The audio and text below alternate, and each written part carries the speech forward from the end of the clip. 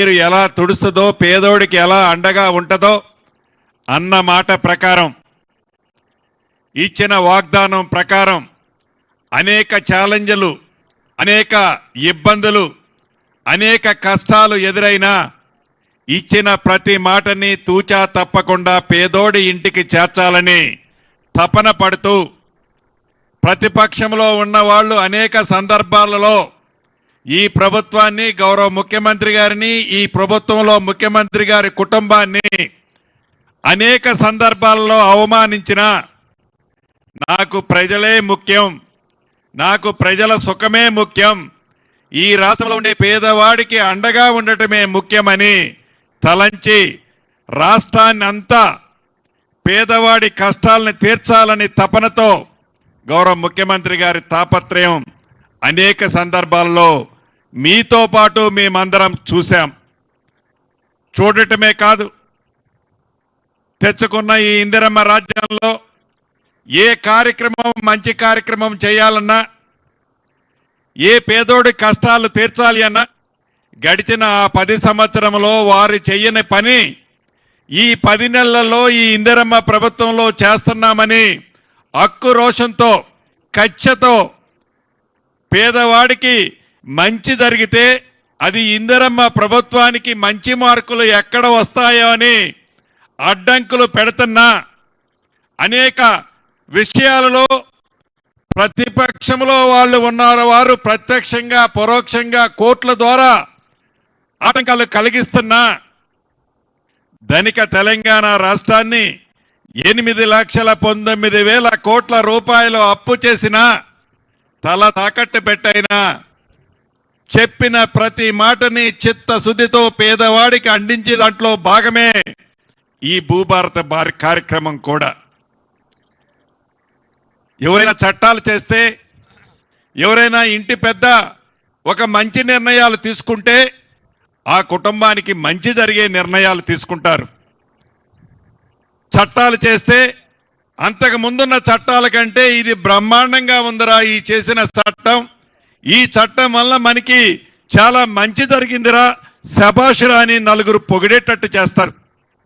కానీ ఆనాడు ఆ పెద్దలు, ఆ దొరవారు చేసిన చట్టం, ఆ 2020 చట్టం పేదవాడు కన్నీరు తుర్చటం కాదు కదా, పేదవాడిని, రైతన్నని, భూములున్న ఆసాములని ఆతాల పాతాల లోకానికి ఆ చట్టం ద్వారా తొక్కారు అనేది ముమ్మాటికి నిజం.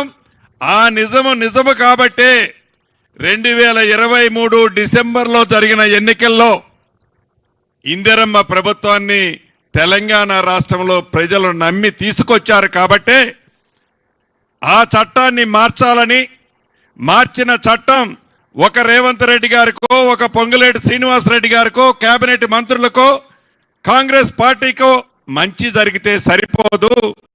గ్రామీణ ప్రాంతంలో, గూడాలలో, తండాలలో ఉండే ప్రతి పేదవాడికి భరోసా కల్పించి, భద్రత కల్పించే చట్టాన్ని తేవాలని తాపత్రయపడి ఈ భూభారత చట్టాన్ని ఆర్నిశలో అనేక రాత్రులు నిద్రపోకుండా మిత్రులు సునీల్ గారు కానీ, పెద్దల కోదండరెడ్డి గారు కానీ, మన అధికారులు కానీ, అనేక మంది మేధావులు కష్ట ఫలితమే వీరందరూ కలిసి సృష్టించిందే ఈ భూభారతి 2025 చట్టం చేయటమే కాదు, ఆనాడు 2020 చట్టానికి ఈ 2025 భూభారత చట్టానికి ఎన్ని తేడాలున్నాయో కళ్ళుండి కూడా కళ్ళు మూసుకొని నాకు ఏమీ కనపడటం లేదని ఏదైతే ప్రతిపక్షాలు ఇంకా పచ్చి అబద్ధాలు ఆడుతున్నాయో అది చూస్తేనే బాధ అనిపిస్తుంది.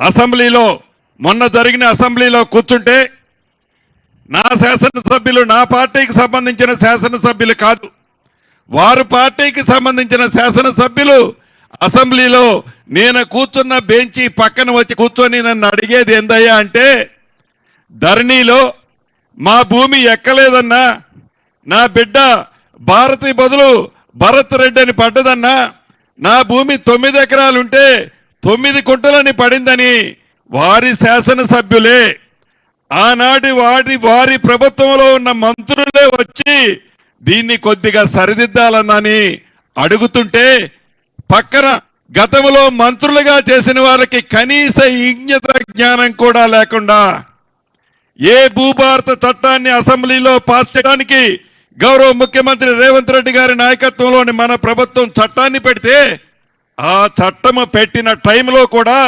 నిస్సిగ్గుగా పదవి పోయిందనే ఉక్కు రోషంతో ఆ చట్టాన్ని కూడా ఆమోదించకుండా ప్రయత్నం చేసిన మహానుభావులు ఆ దొరవారు వారి తొత్తులు.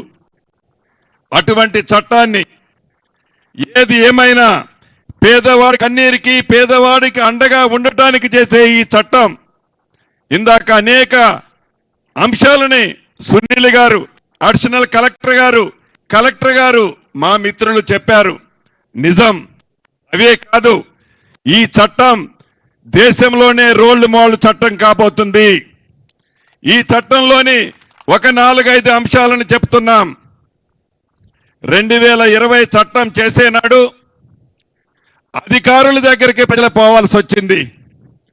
2025 మన భూభారత చట్టం చేసే నాడు అధికారులే మీ ఇంటి దగ్గరికి వస్తున్నారు. ఈనాడు ఆనాడు అప్లికేషన్ పెట్టాలి అంటే 1000 రూపాయలు కట్టాల్సి వచ్చేది. కాగితాలు రాత అంతా మీరే చేయాల్సి వచ్చేది. ఈ చట్టంలో 1 రూపాయి కూడా తీసుకోదు ఈ ప్రభుత్వం, మన ప్రభుత్వం. అధికారులే మీ గ్రామానికి వస్తారు. అప్లికేషన్ల కోసం గత ప్రభుత్వం లాగా డబ్బే ముఖ్యం మాకనే విధంగా కాకుండా అప్లికేషన్లు ఫ్రీగా తీసుకొని మీ కన్నీరు, మీ బాధ, మీ ఆవేదన, మీకు ఆ భూమి ఏదైతే బంధం ఉందో ఆ బంధాన్ని తీర్చేదే ఈ భూభారత చట్టం. అంతేకాదు, గ్రామాలలో ఇందాక సైనికుడిగా పనిచేసి వచ్చిన మిత్రుడు చెప్పినట్లు